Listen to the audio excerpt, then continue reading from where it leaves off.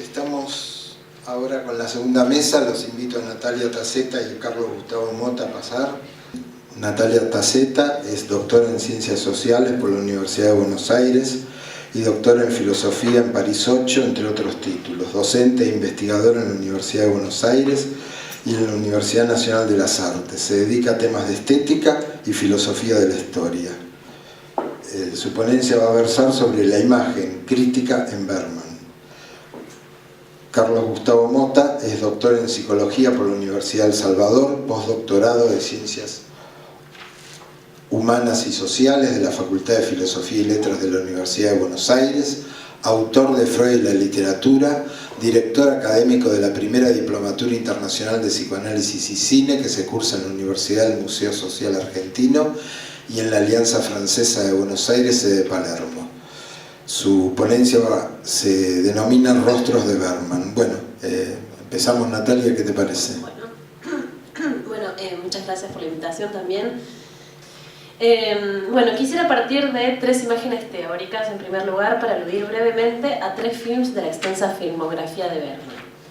En primer lugar, la figura del contemporáneo, que surge de un breve texto compilado en su libro Desnudez, en el que Giorgio Agamben, filósofo italiano contemporáneo, que posiblemente muchos de ustedes conozcan, se refiere a lo contemporáneo como lo intempestivo, ¿no? La noción de intempestivo tomándola también de la filosofía de Nietzsche y algunos otros emergentes. Lo intempestivo, lo inactual, pero posible de aquel que mantiene la mirada fija en su tiempo para percibir no las luces sino la oscuridad.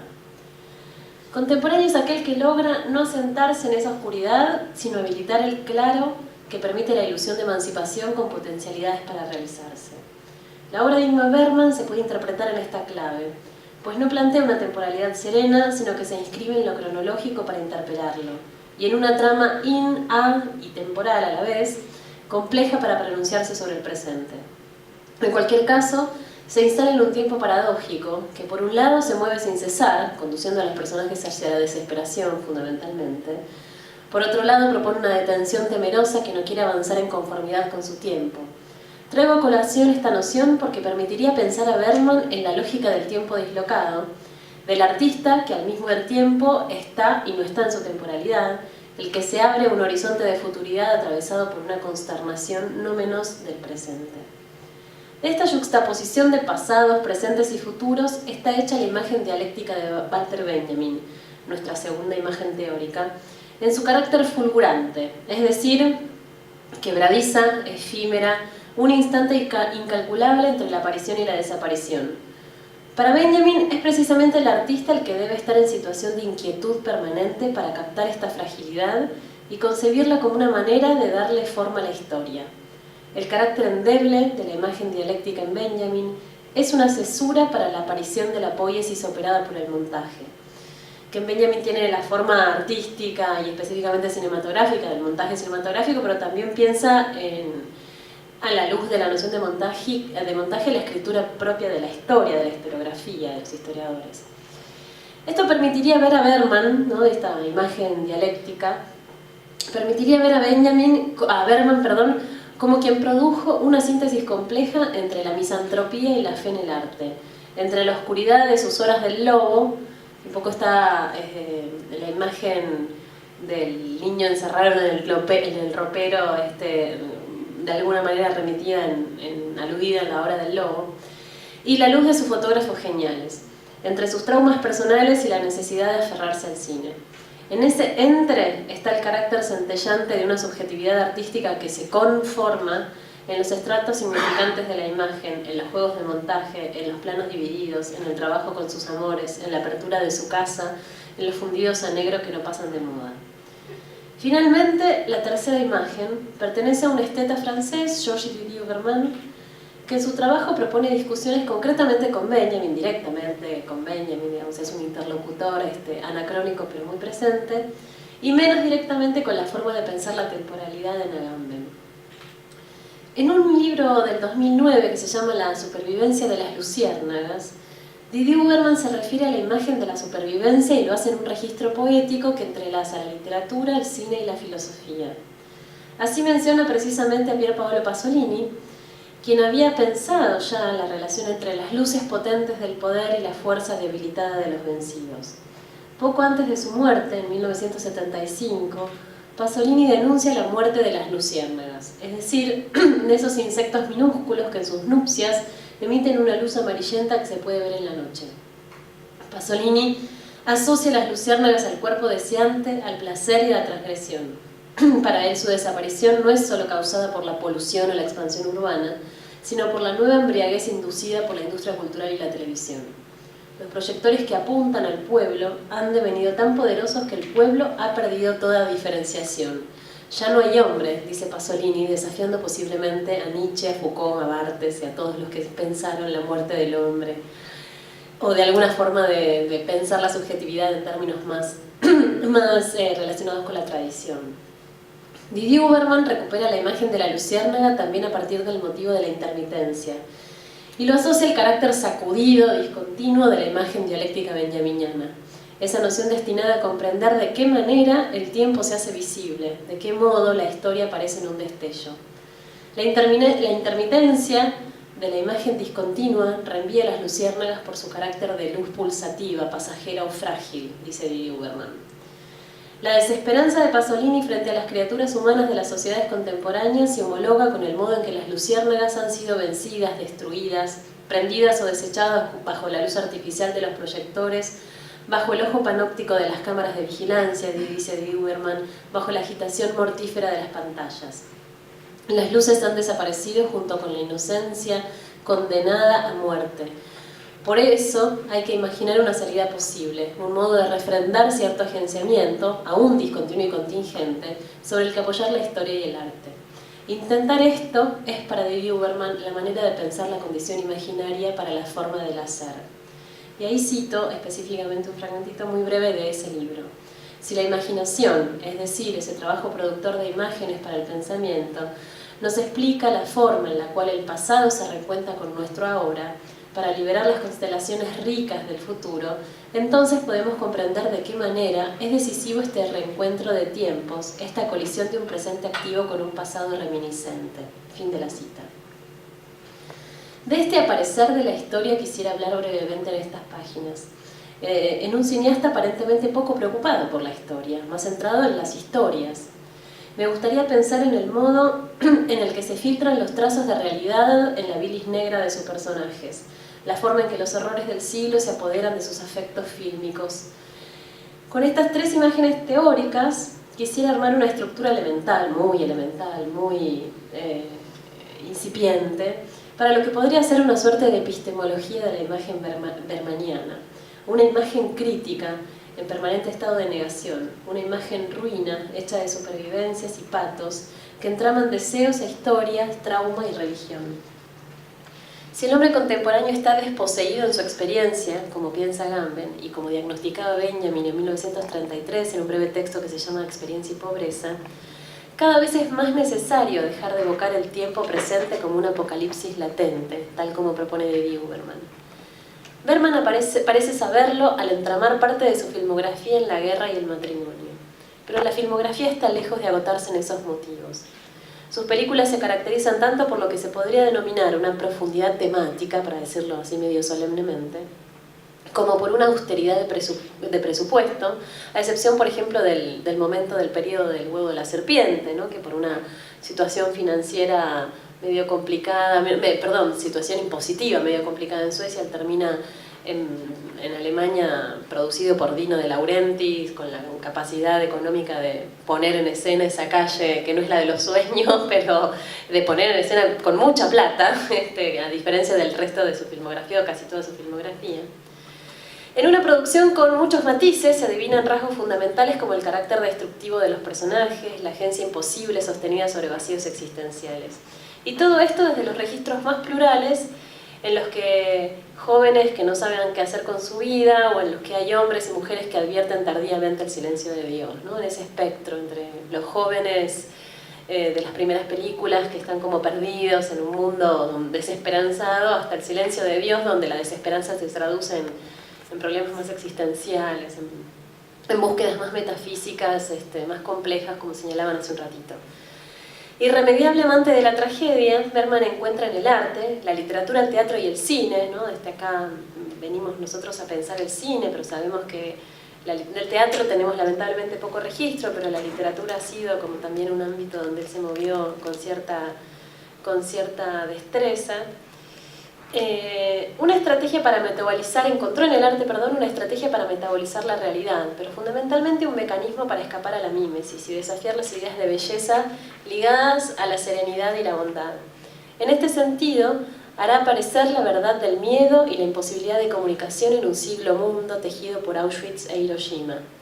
Este proceso lo hace acompañando por la introducción tanto en el existencialismo kierkegaardiano como en la relación más o menos directa que estableció con el pensamiento de Camus, por ejemplo, o de Jean-Paul Sartre.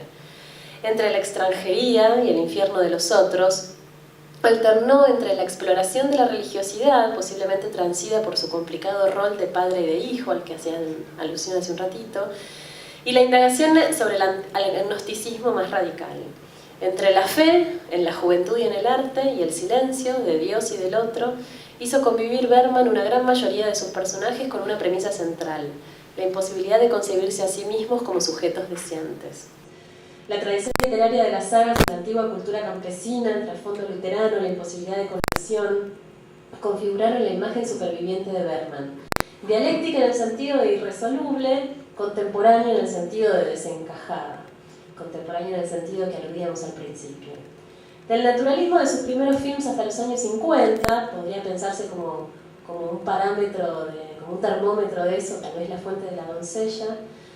De ahí es capaz de pasar a la oscuridad irresoluble del demonio nos gobierna, hasta El toque del año 71, pasando por monstruos espectrales más complejos de una etapa un poco más vanguardista como aparecerían en El silencio o en La hora del lobo. Entre todas ellas aparece una suerte de trilogía crítica, que es a la que quería referir, una trilogía no reconocida, posiblemente poco legítima de plantearse así como trilogía, conformada por Persona, La vergüenza y La pasión de Ana. La Persona del 65, Vergüenza del 68, La pasión de Ana del 69. Los tres films parecen articulados alrededor de una dialéctica de la inquietud, determinada por la incertidumbre frente a la realidad y el miedo de cara a la supervivencia. Así es como se entiende también la angustia existencial alimentada posiblemente por la estancia en Renania en 1936 que Bergman realizó y al haber sido testigo presencial del estallido del antisemitismo. Eso aparece de algún modo en Juventud Divino Tesoro, en Hacia la felicidad, Un verano con Mónica, Noche de circo. Entre otras violencias reprimidas ocultas detrás de las solemnes declaraciones de melancolía. Los años 50 culminan con la estela danesa de Kierkegaard, con un pensamiento que aparece en el juego opacidad-literalidad del séptimo sello, aunque también en la joven familia de actores de circo que se salva de la peste al final de la película, que son, ¿se acuerdan cuando va a la parca llevándoselos a todos de la mano? Los únicos que quedan son esa pareja jovencita que tiene un niño pequeñito. Son como, por eso yo pensaba antes, la fe en el arte y en la juventud, ¿no? Es lo único que escapa de alguna manera a veces por destellos, no por casualidad son artistas de circo, ¿no? Son artistas. Entonces decíamos, el juego de opacidad y literalidad del séptimo sello, la nostalgia que elide el tiempo en cuando huye el día, en el modo del exceso absoluto de La fuente de la doncella, ¿no? El exceso de la inolvidable violación a la joven, pero también el asesinato, la venganza al niño, ¿no? Si alguno no vio la película, se la acabo de arruinar, claramente. Esa serie imposible entre el niño testigo, el niño culpable, el niño asesinado, ¿no? Eso es una de las, tal vez mucho menos memorable tal vez que la violación, ¿no? La violación que todo el mundo recuerda, digo, hay algo mucho más fuerte, hay un plato más fuerte todavía para Bergman sobre el final de la película. Esa serie, entonces decíamos, consume la exuberancia que se transformará pronto en una mesura sin salida, en una desesperanza amarga, en una crítica a la hipocresía en todas sus formas. Así llegan las películas de los 60, ¿no? Es una etapa que algunos de los exégetas más eruditos han puesto como, ¿no? Como la parte más vanguardista, como la etapa más jugada en términos formales también, ¿no? Más atrevida en términos de imagen, el silencio, Persona, la vergüenza, el toque, hasta escenas de la vida conyugal donde ahí ya la vanguardia se nos acaba, pero hay un trabajo con la temporalidad que también es interesante y bastante novedoso en el caso de Bergman. Aquí más que nunca el infierno son los otros, ¿no? Como en Wicklow. Pero esta convicción se aleja de la declamación sartreana para convertirse en una imagen crítica, un despliegue que escapa cuidadosamente a la realidad, pero para acercarse a ella con el contemporáneo, en un movimiento contradictorio y necesario que ve la luz porque percibe la oscuridad. La indagación sobre la pareja lo lleva a Bergman a preferir el infierno en compañía que aparece en la trama del matrimonio y la amistad.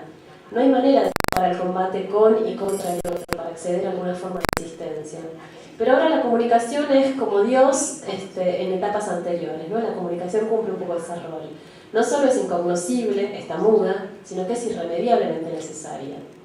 La vida en pareja es un riesgo que se asume en la forma de un deseo que se combate, un deseo crítica, ¿no? También para pensar esa noción de imagen crítica que me gustaría delinear o tratar de pensar. Aquejado por problemas de salud, Bergman permanece internado durante 3 meses en una clínica en Estocolmo, tiempo que le permite redactar el guión de Persona. Esta película supone el tránsito hacia una perspectiva proclive a la desesperación, perspectiva que desemboca en una suerte de pesimismo ontológico, pero que contradictoriamente adquiere la forma de una búsqueda vivaz y vanguardista en términos formales y cinematográficos. La imagen crítica de Bergman admite 2 matices. Es la de melancolía y desesperación presentada en la forma de la belleza. Pero también a partir de aquí, Bergman parece abandonar, al menos momentáneamente, las grandes preguntas existenciales para centrarse en lo que Husserl llamaba el mundo de la vida y que podría reinterpretarse en los términos de la comprensión de sí, de él mismo, de sus personajes y también de su tiempo, ¿no? Así aparecen algunas constantes: la pregunta por el sentido de Dios, la pregunta por el sentido de la vida, la pregunta por la búsqueda del mal, por el alejarse o acercarse al mal. Esas grandes preguntas aparecen entremezcladas con exploraciones de una nueva sociedad sueca. La peste gregaria no aparece con trazo grueso como en los alrededores del tren de la sed. No sé si recuerdan la sed, todo prácticamente pasa dentro del tren, en un viaje en tren. Y exactamente en un momento la realidad se le filtra, no sé, se le escapó a Bergman, aparecen unos pobres pidiendo a través de las ventanas del tren. Es muy difícil encontrar algún tipo de reflexión sobre lo social en Bergman, ¿no? Son como pinceladas medio escuetas, muy intermitentes en su filmografía. Entonces, la peste gregaria acá no tiene solamente esas tintes, digamos, de mostrar la realidad, por decirlo de algún modo, esa realidad por fuera del matrimonio, de la pareja.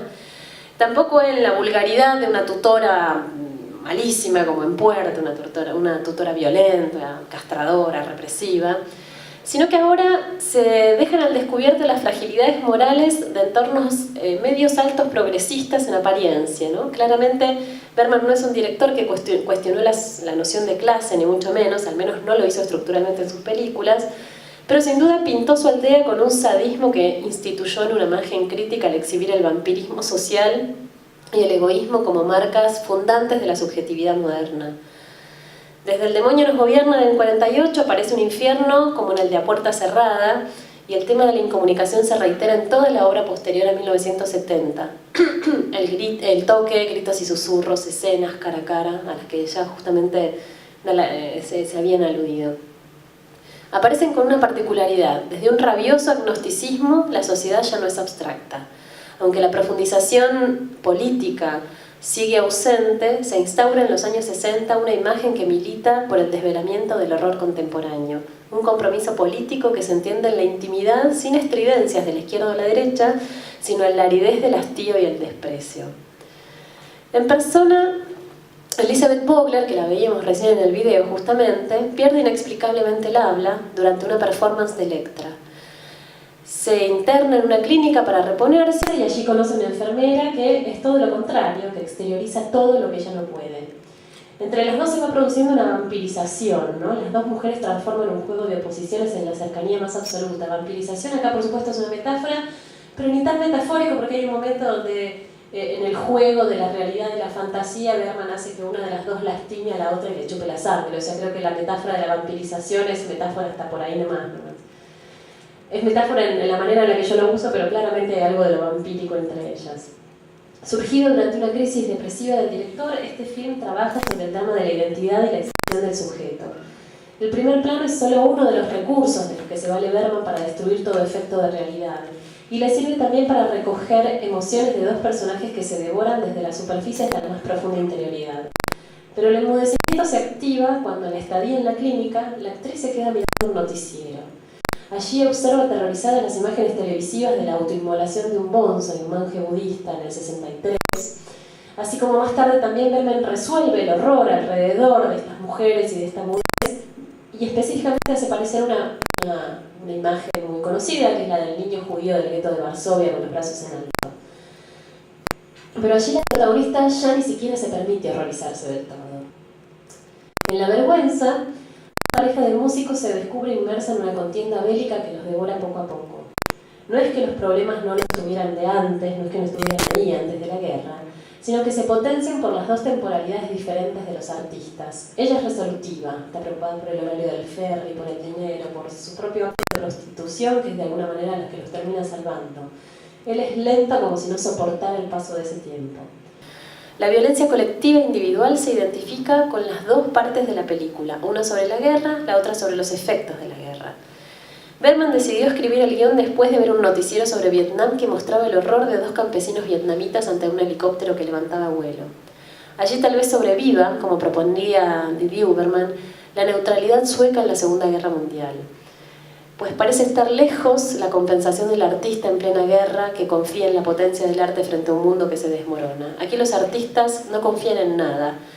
De hecho, hay una conversación alrededor de, bueno, cuando termine la guerra tendremos hijos, pero también de alguna manera uno podría pensar que estos artistas no tienen hijos. La conversación sobre los hijos es una presencia fuerte. De hecho, en las tres que elegí para armar esta suerte de trilogía un poco forzada, hay una cuestión con la paternidad y la maternidad específicamente, pero la única en la que efectivamente los personajes no tienen hijos es aquí. Los artistas no tienen hijos, una ausencia fundamental en el cine de Bergman en general, porque ellos son los niños crueles que sintetizan de alguna manera los camiones militares, la opereta política de colaboración, el asesinato, la huida, el asesinato para recobrar la dignidad. Digo opereta política porque en un momento cuando invaden específicamente la isla, cuando los paracaidistas efectivamente se dedican a matar a todos los enemigos de la isla, en una guerra que por supuesto está absolutamente alejada de definiciones políticas muy específicas, a ella le hacen filmar un video donde dice que los están tratando bien, que están bien, que no se preocupen, que no pasa nada grave. Y ese video después es montado y se le pone una voz fingida, entonces ella parece una colaboradora de los enemigos, y cuando los agarran, digamos, los del gobierno, ella queda como una colaboradora. Entonces también hay como un desnudar cierta opereta política, y también en Bergman es bastante excepcional esa situación. Y cuando me refiero al asesinato para recobrar la identidad, es concretamente en un momento donde ese hombre está en riesgo, está en peligro, le están diciendo que lo van a matar, que por favor les dé el dinero, y Max von Sydow se da el gusto, por decirlo de alguna manera, de esconder el dinero y recuperar de alguna manera su dignidad al dejar que maten, y efectivamente al participar de ese asesinato de la mujer, del hombre que prostituye a su mujer, ¿no? Por eso no hay manera de recobrar la dignidad que no sea transida por la violencia, por el dolor, por el horror, ¿no? Por eso también me interesaban estas tres películas donde Faro es realmente un personaje más, ¿no? Lo que implica esta película. Esta trilogía realista del aislamiento se cierra con Pasión, o La Pasión de Ana, también conocida como La Pasión de Ana, donde nuevamente la isla da cobijo a una pareja que, alejándose del mundo, se distancia de sí mismas. Una de las parejas cruzadas, literalmente, digamos, hay ahí un vínculo medio casi endogámico entre la pareja que forman Max von Sydow y Willy Buhlmann y la pareja que forman Erland Josephson y Vivi Anderson.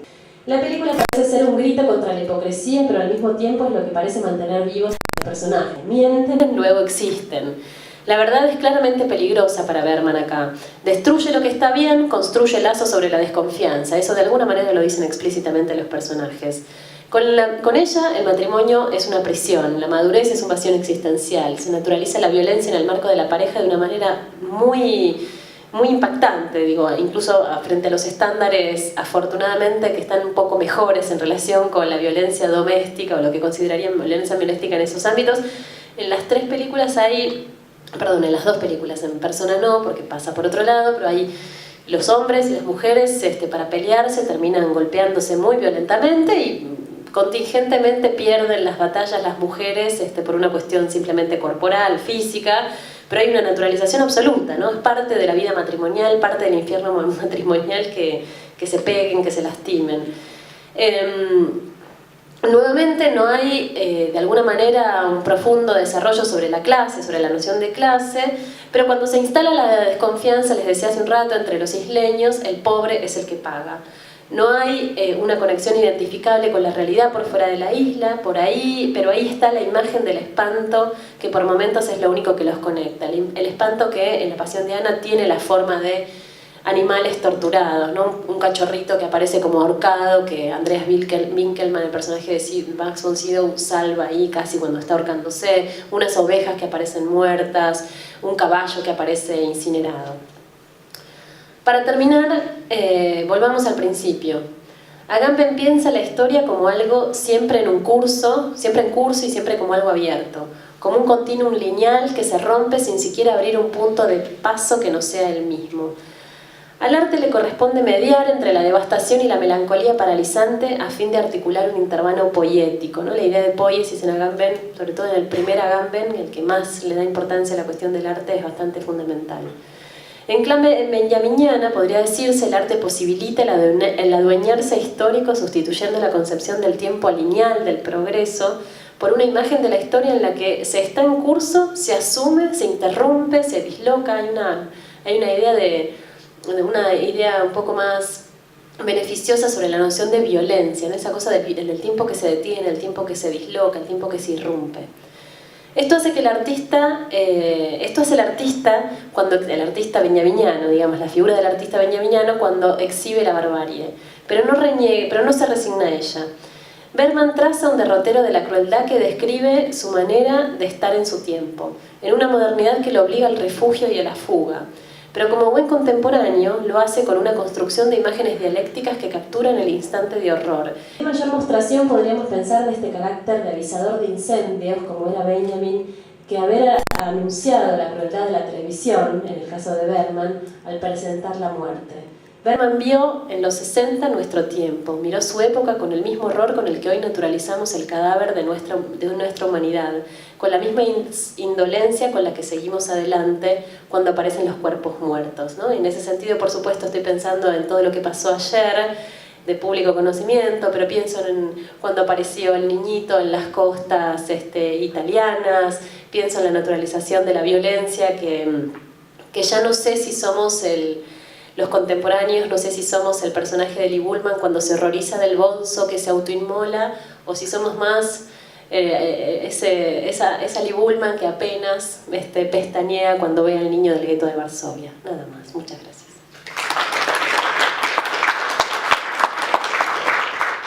El trabajo que realicé tiene un título que se llama Rostros de Bergman, semblantes del ominoso. La obra de Bergman aborda interrogantes que nos formulamos en el transcurso de la existencia. Resulta una psicopatología de la vida cotidiana desplazada al reino de las imágenes, vínculos prohibidos o negados, sexualidad y muerte, semblantes propios de la hipocresía o cobardía, el arte de la política puesta en cuestión, el mundo metafísico de la religión. Preguntas en torno a la verdad o al horror que nos alcanza a cada uno. Singularidad plagada de fantasmas personales que se esconden bajo la alfombra de nuestros espacios íntimos que el realizador sueco, nacido en Uppsala, filma con decisión, planos cerrados, diálogos intensos, siempre provocadores. Aristas, algunas, que deconstruyen un universo inspirador donde un homenaje a sus films puede ser retrospectivas insuficientes. Argentina atravesada por la censura en época de la dictadura militar, sembrada por políticas abusivas que determinaron la falta de un Estado de Derecho, abrían paso a intelectuales comprometidos. Así Bergman, como el propio Jacques Lacan, resultaron el faro que permitían decidir por la libertad de pensamiento, la que nunca se pierde después de todo. Sus fetiches, con nombre y apellido, permitieron ser los intermediarios de sus obsesiones. Ellos conocían al maestro y recreaban con su talento las criaturas imaginadas y propuestas por él, donde el lugar del espectador consistía en retraducir al infinito sentidos posibles de lo que veía en cada film. ¿Cómo no recordar tan solo como ejemplo de una vasta filmografía La mirada a cámara de Harriet Anderson en Un verano con Mónica, Rostro, que transparentaba la angustia ficcional, el semblante de la mortificación, la caída de la alegría adolescente, mezclada con el humo de un cigarrillo que apenas sabía pitar? Así se estableció de repente y por primera vez en la historia del cine un descarado contacto directo con el espectador, como lo menciona el propio Bergman en su libro que se llama Imágenes. ¿Acaso el interés que alguien siente sobre una obra no depende de una reacción individual? Esta breve comunicación permite pensar las diferentes caras de Bergman en diferentes épocas de su vida como realizador. Su primera época apuntó a la transformación de un lugar común que supo hacer del ominoso un trayecto personal, una marca de distinción, una firma de autor. Itinerario de su yo que navegó en la decisión de mostrarle al público la angustia que nos reflejaba, proponiendo dar forma al relato de su propia biografía, dominio de un gesto que supone comunicación traspolada a la imagen. Jacques Aumont afirma que Bergman ve el arte como una emanación del artista, como una especie de necesidad fisiológica, donde el arte es un medio de hablarse a sí mismo. Es por ello que el autor francés cita la metáfora de la piel de serpiente, muerta pero agitada por la colonia de hormigas que le conceden una vida ilusoria. Es históricamente de un pesimismo total. Por esa razón Bergman se mantiene al margen de las corrientes artísticas de su tiempo. Su renuncia a atribuir al arte el valor de verdad absoluta concede al artista, en contrapartida, la capacidad de asumir toda la invención del mundo y llegar a todos los hombres donde ellos también buscan su propio placer. Bergman se asoma a su propia existencia, que no es sin angustia y que hace que su obra no transmita un valor de verdad absoluto, universal, sino contingente y particular, donde la curiosidad y el placer son variables que el espectador encuentra a mano. Un artista opera de acuerdo a la lógica de la carta robada, ocultando sigilosamente lo que está a la vista de cualquiera, mostrando que no hay más referentes que el repliegue de la mirada sobre sí mismo, cuando la aparente desocultación del objeto ironiza la frustración de una demanda de visibilidad y su efecto es provocar un buen encuentro. Un hallazgo, algo nuevo. Claramente Bergman situó lo siniestro, concepto que Freud denominó luminoso, algo familiar, se torna inquietante. Tal es el primer concepto de Unheimlich que se nos viene a nuestra mente, una representación de lo íntimo y familiar conocida por un sujeto que imprevistamente se instala como extraña e inquietante. Significados: cosa inquietante, siniestra, macabra, asustadora, rara, misteriosa, extraña, fantasmagórica. Sus connotaciones: la sensación de estar frente a das Unheimlich deja al sujeto indefenso, pues en lo extraño está lo más indefinible. Es algo insidioso, astuto, no se sabe cuándo llegará, no se sabe de dónde proviene. Lo siniestro se edifica en torno al sujeto y es grandioso, pronto estará próximo y podrá ser tocado.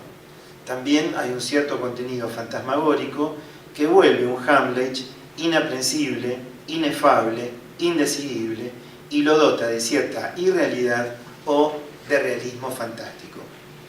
La palabra Heim deriva de la raíz indoeuropea kei, estar acostado, que indica el lugar donde se instala. Asume el lugar de aldea, heims, y significa además casa vivienda, patria. Sabemos por las distintas traducciones al texto freudiano que el término Hamlet ha sido dado a conocer como lo extraño, lo siniestro, lo ominoso. En esta última acepción, poco usada, según Corominas, incluye la connotación de azaroso, odioso, execrable. Según Luz Alberto Hans, el autor del Diccionario de Términos en Alemán, el término siniestro, en la obra completa de Freud, posee 153 derivaciones, todas inespecíficas, esparcidas en sus escritos y que son generalmente intuidas por el lector a través del contexto.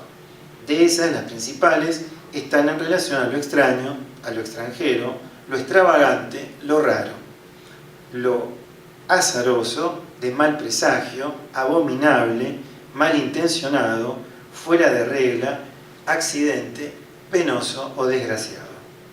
Es un concepto que, bueno, lo he trabajado en bastantes publicaciones, y en este particular caso sobre las experiencias fílmicas de cineastas, quienes como Bergman pueden extenderse a otros realizadores autores.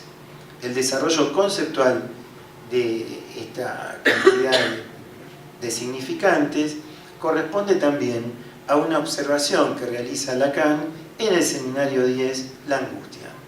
Allí trata principalmente de lo que Heine pasa a ser un Heine, y el maestro francés hace referencia a las derivaciones de esa palabra.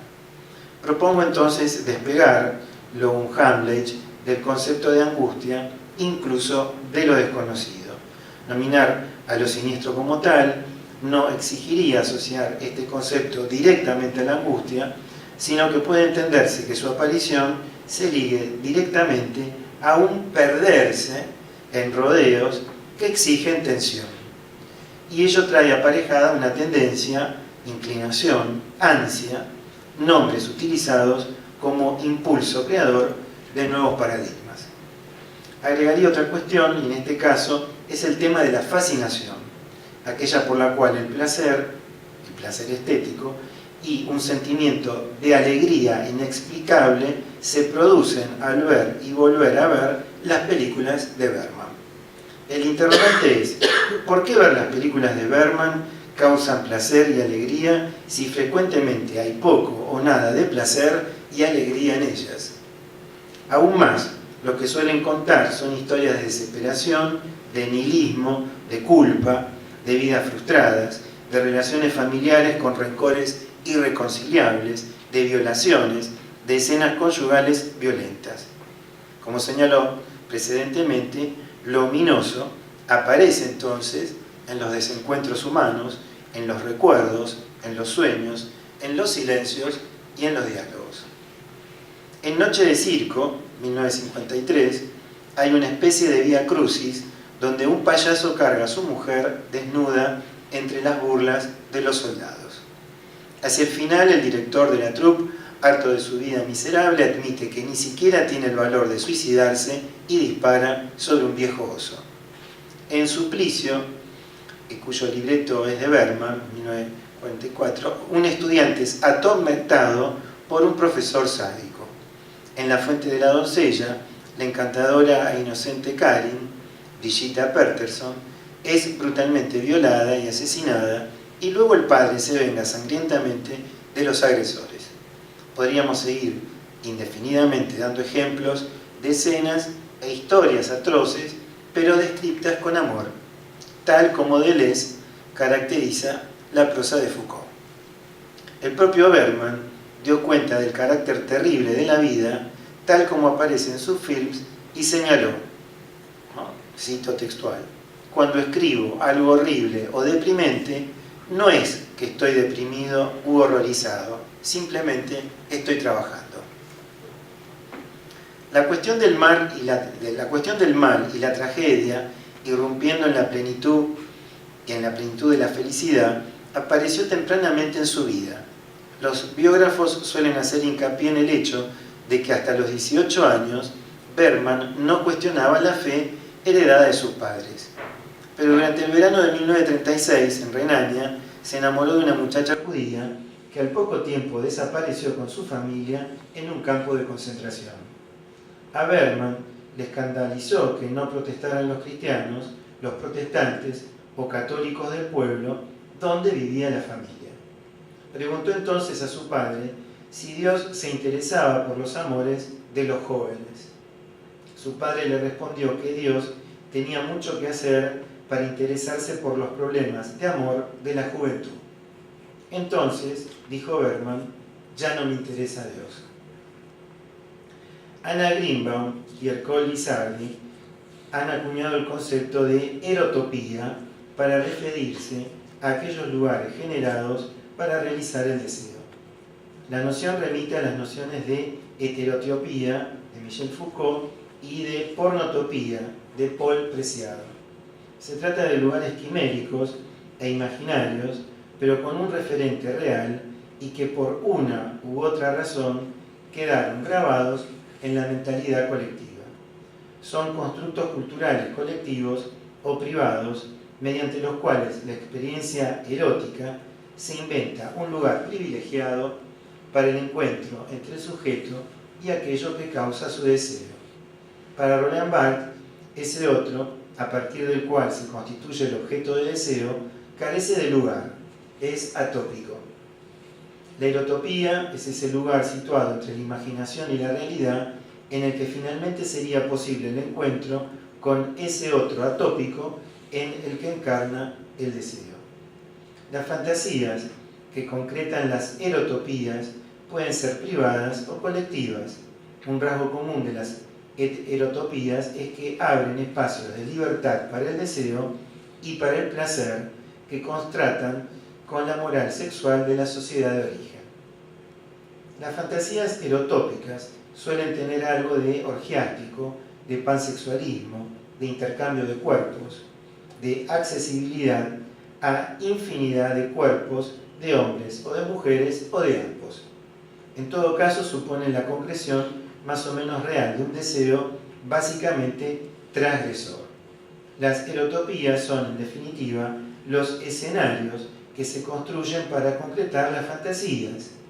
Sostengo en el presente artículo es que hay una erotopía en los films de Bergman.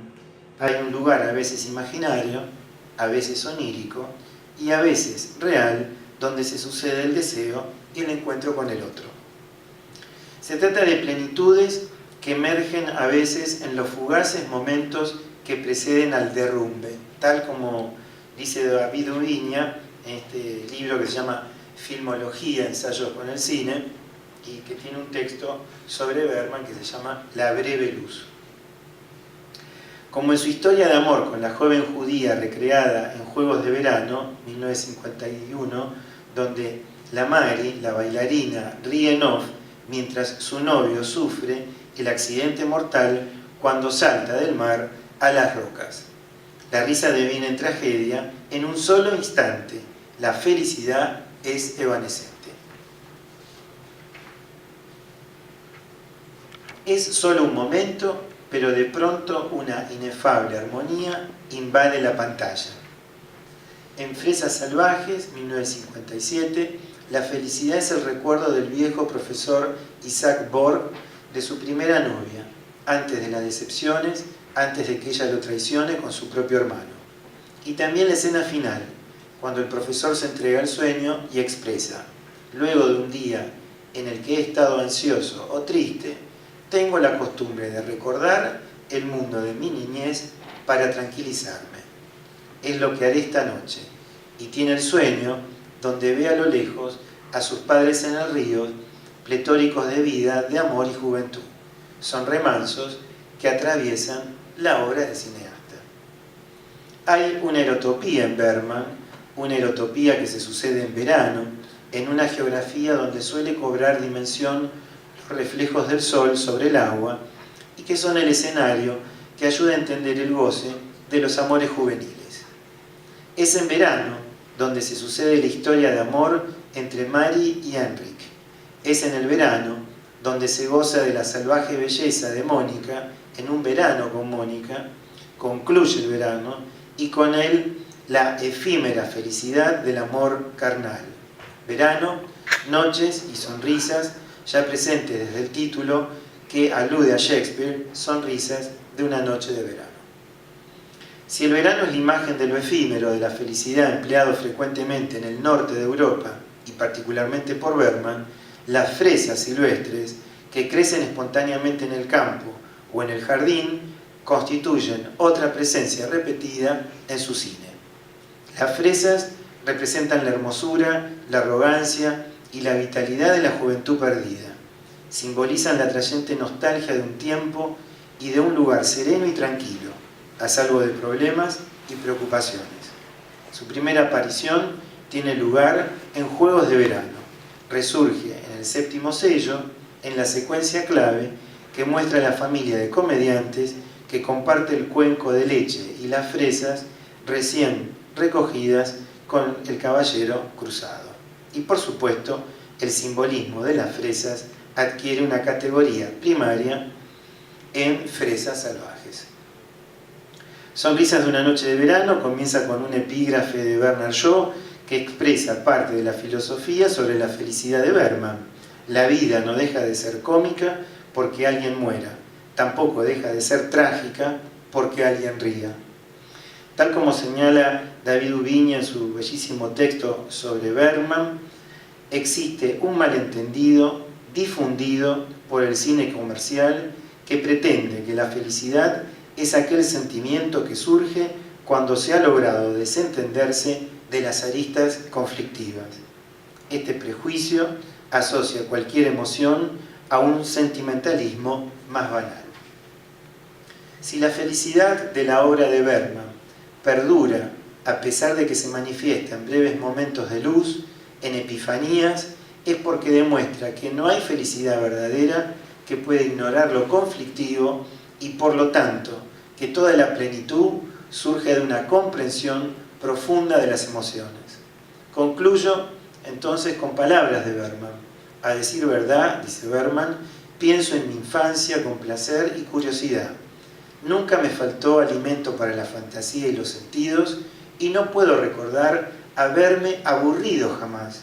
Al contrario, los días y las horas desbordaban de cosas curiosas, parajes inesperados, instantes mágicos. Fin de la cita. Instantes que como adultos continuamos hoy disfrutando de su obra. Principios estéticos y narratológicos que continúan alimentando, cual banda de Moebius, a dos profesiones imposibles. Cine y psicoanálisis, enmarcados en un vacío que Bergman, en el campo cinematográfico, dio a ver y conocer como ningún otro. Y Freud brindó los pasos necesarios para que Lacan diera a conocer que el deseo se construye con la falta en ser. A partir de eso, continúa todo lo demás o apenas empieza. Gracias.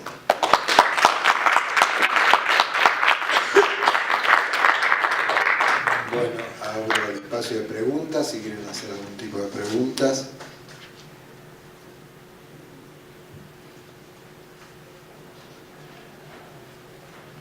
Bueno, parece que no. ¿Les ha quedado algo en el tintero, algo?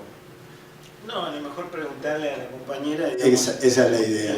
Digamos algo que está en relación al concepto de imagen, ¿no? Porque vos haces casi como una especie de pasaje de la imagen ruina, ¿no? El pathos de la imagen ruina, a la imagen crítica, digamos, y me acordé, viste, del estudio que hace Deleuze sobre, digamos, las clases de imagen, ¿no? Entonces, si hay algo... No estaba pensando concretamente ni en la imagen afección. Por eso. No, la verdad es que no. Estaba pensando más en Benjamin. Estaba pensando en la idea de ruina para Benjamin, que es lo que te obliga a volver al pasado, pero no para quedarte melancólicamente en el pasado, sino para levantar algo con eso.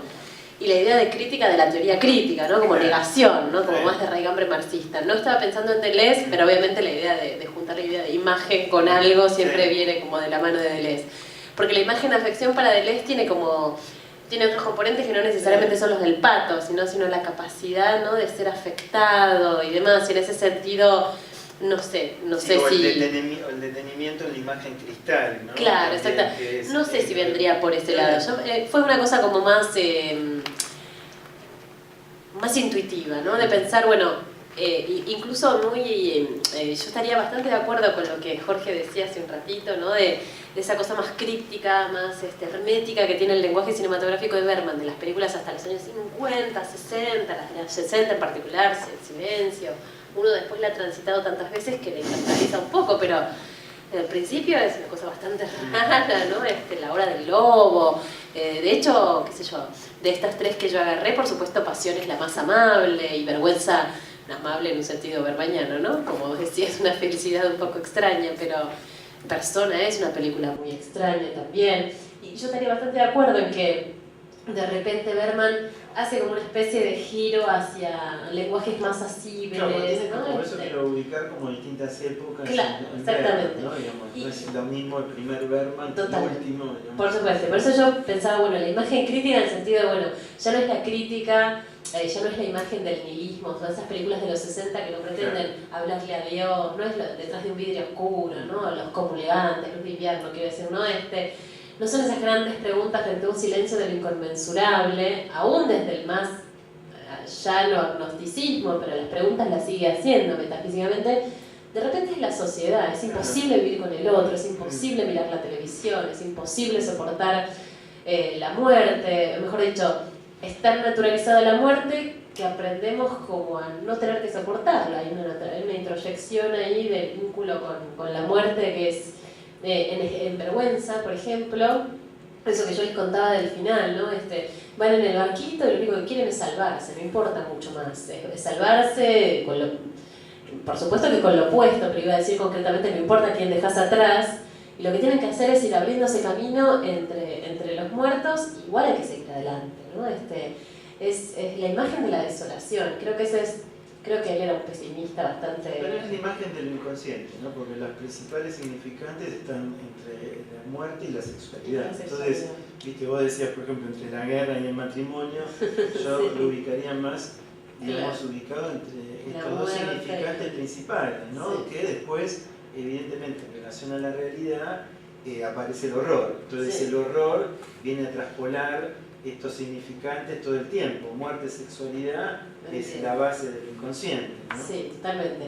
Capaz en estas películas, yo cuando hablaba de crítica pensaba en eso, ¿no? De cómo él articula una imagen que lo que intenta hacer, a pesar de meterse en la realidad, es negar la realidad. Claro. Generar algún tipo de dispositivo de negación, crítica en ese sentido, de crisis, claro. ¿No? De poner en crisis.